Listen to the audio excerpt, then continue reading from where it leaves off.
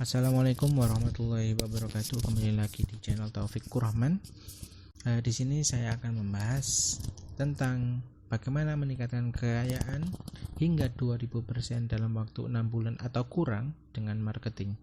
Di sini bukunya karya Pak Tung Desemwaringin yang sering disebut dengan Marketing Revolution. Di sini ada 11 bab yang sangat dahsyat sekali katanya Pak Tung. Silakan disimak dan jangan lupa subscribe untuk mengikuti pembahasan yang ada di buku ini. Kita mulai dari bab yang pertama, yaitu bagaimana kaya melalui marketing. Warren Buffett yang saat itu orang nomor 2 paling kaya di dunia memberikan komentar kepada Bill Gates yang saat itu orang yang paling kaya nomor 1 di dunia. Kebetulan saja Bill Gates di bidangnya adalah software komputer. Kalau saja Bill Gates di bidangnya adalah hamburger, tetap saja Bill Gates akan menjadi raja hamburger. Bill Gates adalah penjualan terbaik di dunia. Orang kaya dengan senang hati mempromosikan diri mereka dan nilai tambah yang mereka punyai. Orang miskin berpikir negatif tentang orang yang berjualan dan promosi. Seperti yang dikatakan oleh Robert T. Kiyosaki dalam bukunya Rich Poor Dad, salah satu ilmunya yang paling penting untuk menjadi kaya adalah ilmu marketing. Bahkan Robert T. Kiyosaki menyatakan bahwa dia bukan pengarang yang baik. Dulu dia tidak lulus pelajaran mengarang. Jadi dia mengatakan bahwa dia bukan best author melainkan bestseller author. Anda akan sulit kaya kalau tidak belajar dan memperhatikan ilmu marketing. Namun kalau Anda tidak bisa kaya tanpa ilmu marketing, pasti Anda akan jauh lebih kaya ketika ditambah menguasai ilmu marketing. Sebelumnya, pernahkah Anda dengar Vincent van Gogh? Siapa dia? Penyanyi dangdut? Kalau Anda tertawa, berarti Anda tahu bahwa Vincent van Gogh bukanlah seorang penyanyi dangdut. Dia adalah salah satu pelukis ternama sepanjang sejarah. Salah satu lukisan Vincent van Gogh yang berjudul L'Arlésienne Madame Guinot terakhir kalinya bisa laku kurang lebih 40 juta US dollar.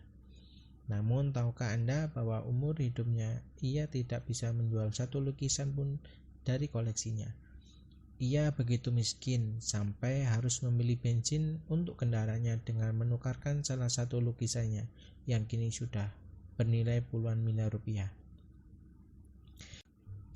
Ia begitu parah, menjual dirinya sendiri saja tidak mampu, sehingga ia tidak menikah seumur hidup. Vincent van Gogh pernah mencoba berpacaran dengan seorang wanita, tapi ia ditolak. Akhirnya, Vincent pernah menaksir seorang pelacur, dan ternyata seorang pelacur pun menolak saat diajak menikah. Apa yang terjadi? Vincent memotong telinganya. Potongan telinga itu kemudian dibungkus dalam lipatan sapu tangan dan diserahkan kepada pelacur sebagai tanda bukti cintanya. Tetapi apa yang terjadi? Ternyata pelacur itu justru ketakutan dan tidak mau menerimanya, dan Vincent van Gogh meninggal dalam kemiskinan. Menurut Anda, manakah lukisan di atas yang paling bagus? Karya Picasso atau Vincent van Gogh?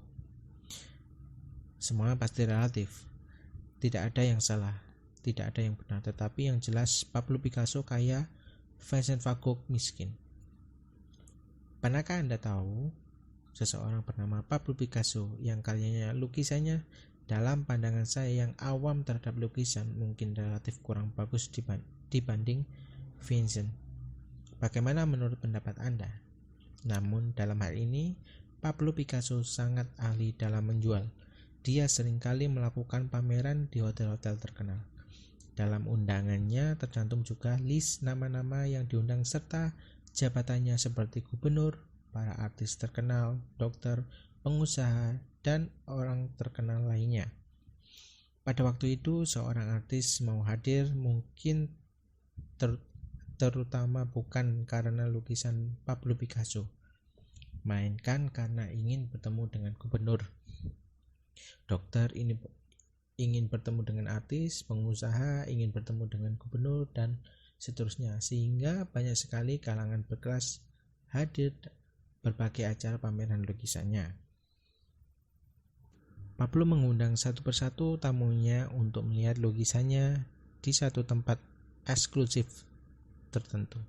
Kemudian ia bertanya kepada tamu istimewa itu, "Bapak adalah dokter bedah pertama yang saya beri kesempatan untuk melihat dan menilai karya seni saya.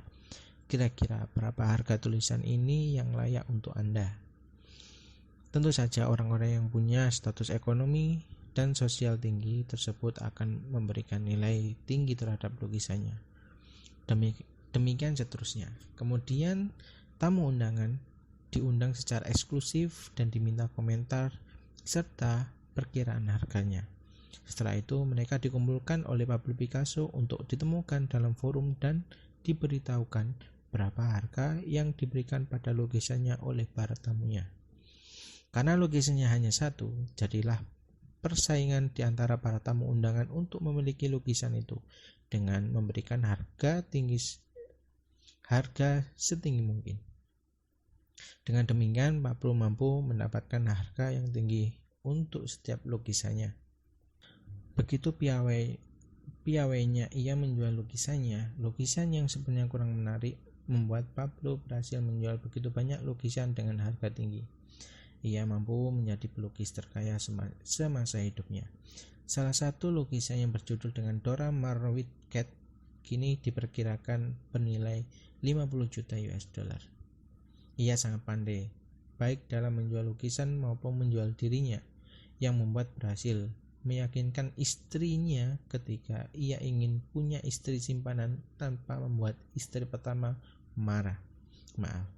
Yang ini tidak ada hubungannya dengan marketing revolution. Pelajarannya adalah tidak peduli seberapa bagus produk Anda, tidak peduli sampai Anda memotong telinga, tetapi kalau Anda tidak tahu cara menjual produk atau diri Anda tidak laku. Sehubungan dengan itu, marketing revolution yang saya tulis ini diantaranya mengajarkan mengenai apa dan bagaimana kita mengukur efektivitas dari segala aktivitas pemasaran kita untuk mempermudah kita mengetahui aktivitas mana yang paling efektif guna meningkatkan hasil perusahaan kita, bagaimana cara memasarkan atau menjual produk yang hasilnya sangat memuaskan. Dan prinsip dasar yang pertama dari marketing revolution adalah show me the money.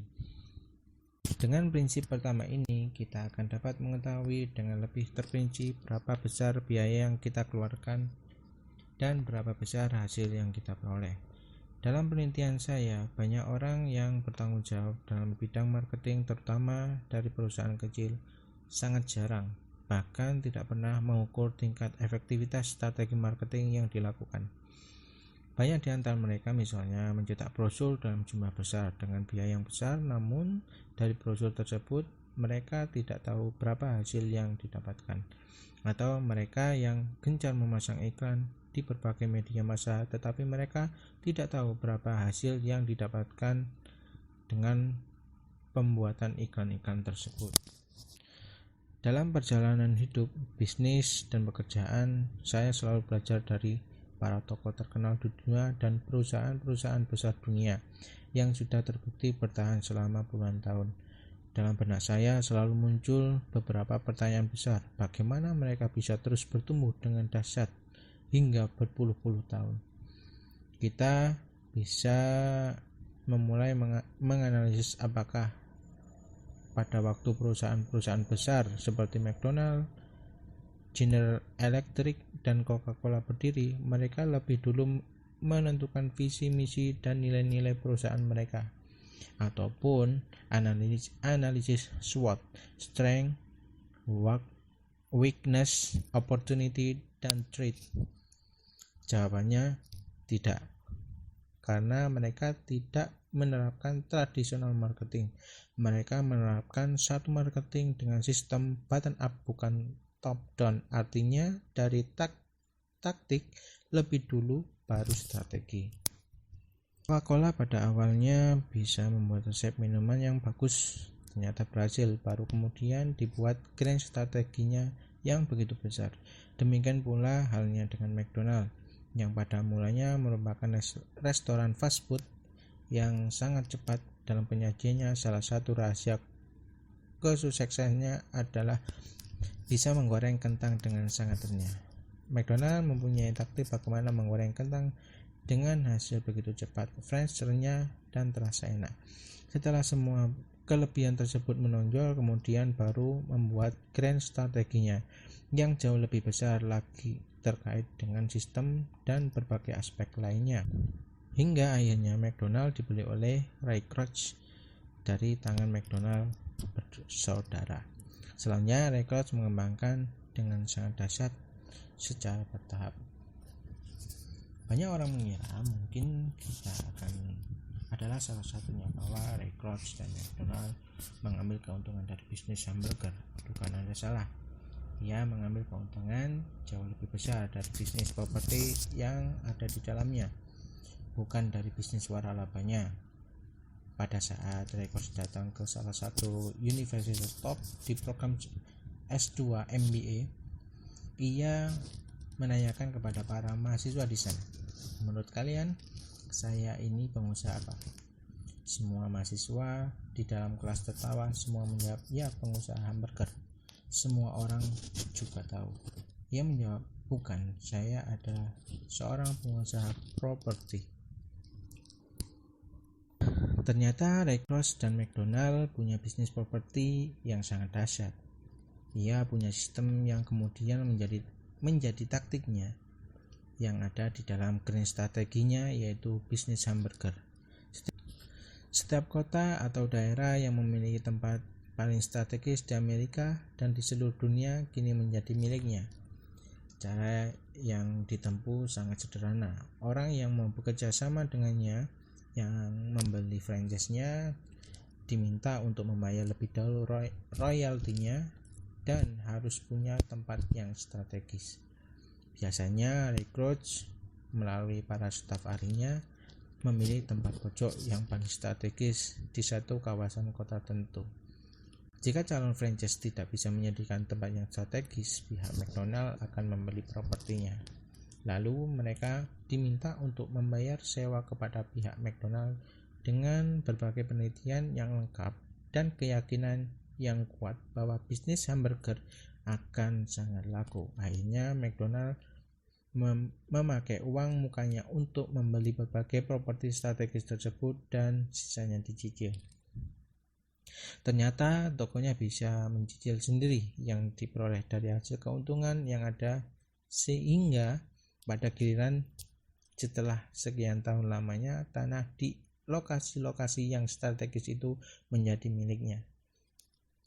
Dengan sistem tersebut, Ray Kroc menjadi salah satu pengusaha properti yang paling besar di dunia. McDonald mulai dari taktiknya lebih dulu, baru kemudian membuat grand strategi, sehingga banyak orang mengira Ray Kroc adalah pengusaha hamburger, padahal ternyata dia adalah pengusaha properti. Ada beberapa cara untuk kaya melalui marketing. Yang pertama, Anda punya produk dan jasa, kemudian Anda jago menjual, maka Anda bisa untung banyak dan kaya. Yang kedua, Anda tidak punya produk dan jasa, Anda jadi orang tengah, marketer, distributor atau agen, dan Anda jago menjual.